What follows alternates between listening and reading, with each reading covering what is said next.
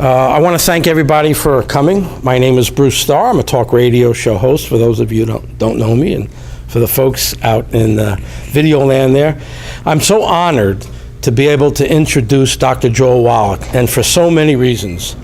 One of the main reasons is that Dr. Joel Wallach was my first sponsor on my first radio show 25 years ago. And we sort of, not that we started together, because you were... We bonded. We bonded right away, and we helped build each other's reputations and businesses. You helped me. I was on the air for 2 years with you. Mm-hmm. And we found each other again at a recent expo, and it's just been great having you in my life again, and you've been so beneficial to me, being a sponsor and a supporter of my show that was on 95.9 FM. So I want to just thank you again for coming down to South Florida, and I appreciate it. I'm going to put this on you. Thank you. Ladies and gentlemen, Dr. Joel Wallach. Thank you. I do want to correct my name, though. I am Rocky Balboa. And of course, I was an athlete in junior high and high school in the University of Missouri, and so I'm going to talk about health and fitness and exercise, if that's okay with you guys. And obviously involves a lot of musculoskeletal stuff, and we'll talk about that and energy and these kinds of things, and we'll have a Q&A sort of as we go along here. Okay, basically what makes me different is I do have a degree in agriculture. I'm a veterinarian. I have a postdoctoral fellowship, the equivalent of a PhD in pathology. And I also am a primary care physician as a naturopathic physician licensed in Oregon and California. So I have those 4 degrees. And my thesis for my project, for my postdoctoral fellowship, which encompassed University of Missouri, Iowa State University, and Washington University. And my thesis was 20,000 autopsies, 10 million chemistries, 10 million slides of special stains looking for pollution as a contributor to causes of death from natural causes. To make a long story short, the finding was that pollution had nothing to do with deaths from natural causes. Genetics had nothing to do to deaths from natural causes. Regardless of the species, all vertebrates were dealing with nutritional deficiencies, every disease you can name, except for obviously trauma and infections and things like that, but all of the pre-existing conditions kind of things are all due to nutritional deficiencies. And that was why I got my 1,200-page thesis into a hardcover book. It's in the Smithsonian Institute as a national treasure, and I'm very, very proud of that. Then went on to become a primary care physician, so I could use that information to help people. Like I said, I did letter in junior high and high school and university in wrestling and football. I only weighed 110 pounds, but I had some advantages at 110 pounds in that I was taking all the known essential nutrients per pound of body weight. All vertebrates, and that came out of my study. It's the reason why my thesis, aka book, is in the Smithsonian Institute as a national treasure. My thesis showed that all vertebrates require 90 essential nutrients, thus the 90.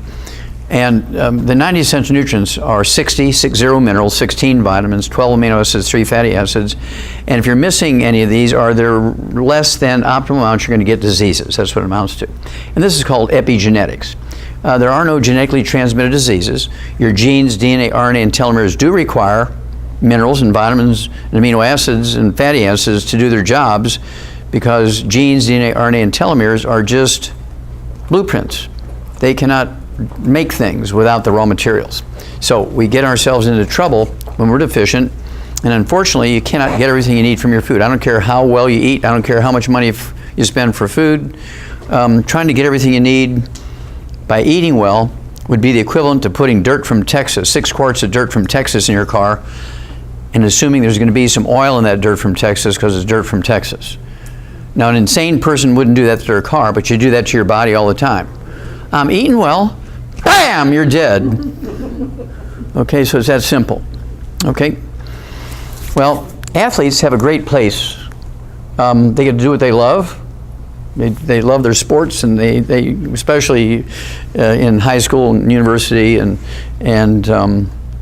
Olympics and professional athletes. I mean, they get paid to do what they love to do. Now, athletes, you'd think they're fit, they exercise, they eat well, they have dietitians, they have personal trainers, they have sports medicine doctors. This is an ideal profession as when you're dealing with athletes. However, there's a negative. The average lifespan, when you take all professional athletes, when you take all professional sports combined, the average lifespan is 62, except for football is 51. Now, you've all heard of sudden death in athletes. Every sport, cheerleaders, every sport, whether it's gymnastics or track or basketball or football or boxing or wrestling, bodybuilding. In America, each year, about 20,000 athletes, from little Pee Wee League guys to Pop Warners to junior high, high school, professional, Olympics, and so forth, university athletes, they die, they just drop dead. They're dead before they hit the ground. Okay, and these are caused by nutritional deficiencies. Okay, I actually did 1,700 autopsies on kids under the age of 10 that died of this one particular deficiency, caused a sudden hypertrophic cardiomyopathy heart disease. You're dead before you hit the ground. When you see an athlete that dies suddenly in practice or on the field or after they go home after the day of playing, they die at home, these are caused by deficiency of a single nutrient. This is published work, 1,700 autopsies. If all athletes were to take the 90 essential nutrients and avoid certain inflammatory bad foods, this would never happen. It's just that simple. And we've eliminated all these diseases in animals, livestock, because we don't have health insurance for them. Health insurance was the worst possible thing for human health, because doctors don't want to cure you. They want to be paid every month by the insurance, and so they just treat your symptoms. There's only one pharmaceutical class, antibiotics, that actually cure diseases. Pharmaceuticals that are antibiotics can cure syphilis, salmonella, staph, strep, bacterial pneumonia, bacterial meningitis, but that's it. All other prescription drugs are designed to relieve symptoms. One pain reliever now, called opioids, is very popular, and in 2015, 52,000 Americans died from overdoses. They were primarily teenagers dying from overdoses of opioids, prescription opioids. And what do we do? What do we do? Well, stop prescribing the damn things. It's that simple. But they're so good as pain relievers. Well, there's a lot of pain relievers that are not addictive, do a better job actually than opioids.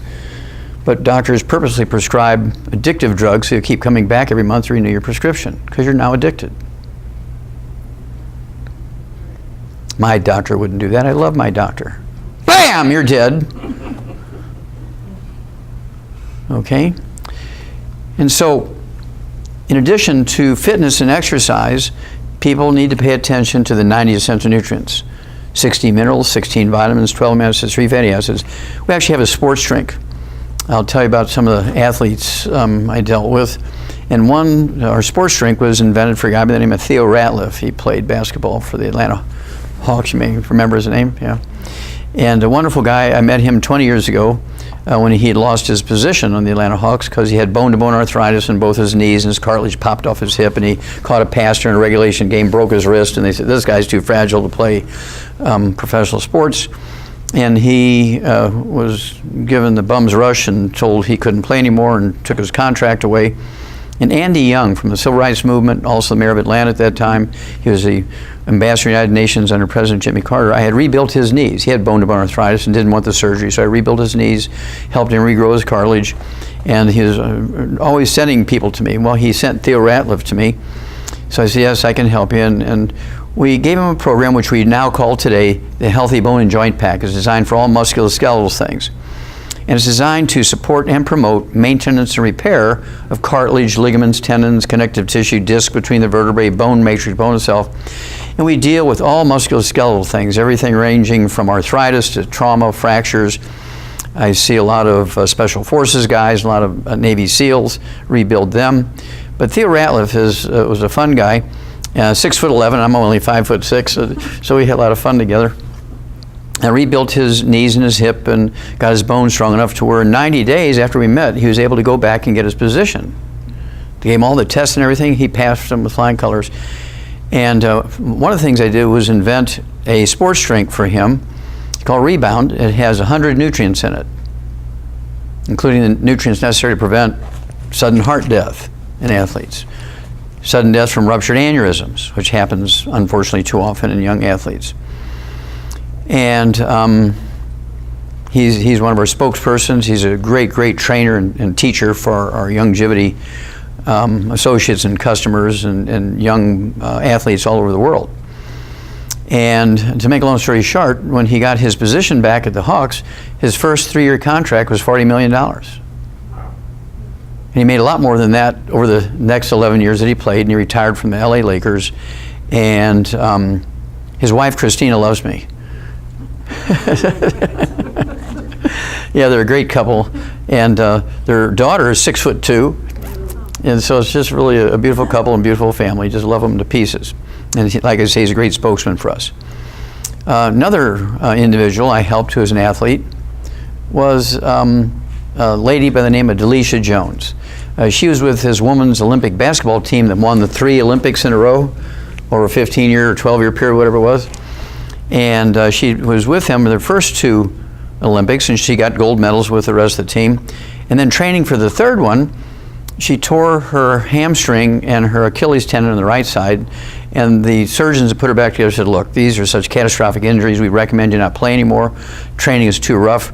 If you tear these again, we will not be able to help you. You'll spend the rest of your life in a wheelchair. Well, she went to Andy Young, and he said, well, the only person who might be able to help you is Wallach. So she came to see me now. She's 6'5". Okay. And a great, lovely lady, and she always wears 8-inch high heels. Okay, so now she's 7'2". And so to make a long story short, rebuilt her and she got her 3rd gold medal. Okay, and so she's a great volunteer coach for women athletes that we deal with. And then there's another woman athlete by the name of Kelly Herron from the University of Memphis. She was an All-American basketball player on their basketball team. And halfway through her 2 years with them, and she was an All-American because she could hit the 3-pointers from half court with one hand 9 out of 10 times. And she had a teammate, Jenny Jackson, who, and both of them are like 6'2", and she would feed her the ball. They knew each other so well, she knew how to feed her the ball so she could make that shot, and they were just a great little couple, so to speak, or teammates. But Ms. Kelly, at the end of the 2 years, she had torn the labrum on her rotator cuff, and she couldn't raise her hand above her waist. She said, well, I don't want the surgery, and all the surgeons are gathering around. They want to be the one to do this labrum rotator cuff surgery on an All-American athlete, right? And she said, no, I'm not going to do surgery. I just want to rest it out a little bit, see if just resting it will heal it. Well, it just got worse and worse and worse. So one of her friends brought her to one of my lectures, and she came up to me, and she says, I'm not interested in magic berries and beans and things. I said, well, no, we're a little beyond that. And she decided to try it. And in 90 days, she was able to do everything perfectly again, hit her shots, and went back and did her thing for a while. Now she's one of our distributors and just a great volunteer coach with Mike Glenn from the Atlanta Hawks. He was the stinger. Mike Glenn actually hit jump shots, and he holds the record with the Hawks for the jump shot 2-pointers. And he had to quit after like 6 years of playing with him, I believe, because he had bone-to-bone arthritis in his knees. If I had your healthy bone and joint pack, I'd still be playing basketball for the Hawks. He said, because I rebuilt him. But he volunteer coaches for deaf basketball camps. And Miss Kelly Herron, the one from the University of Memphis, the All-American girl, she volunteers with him because there are a lot of girls and boys in that deaf basketball camp. So we have a lot of great stuff these athletes do.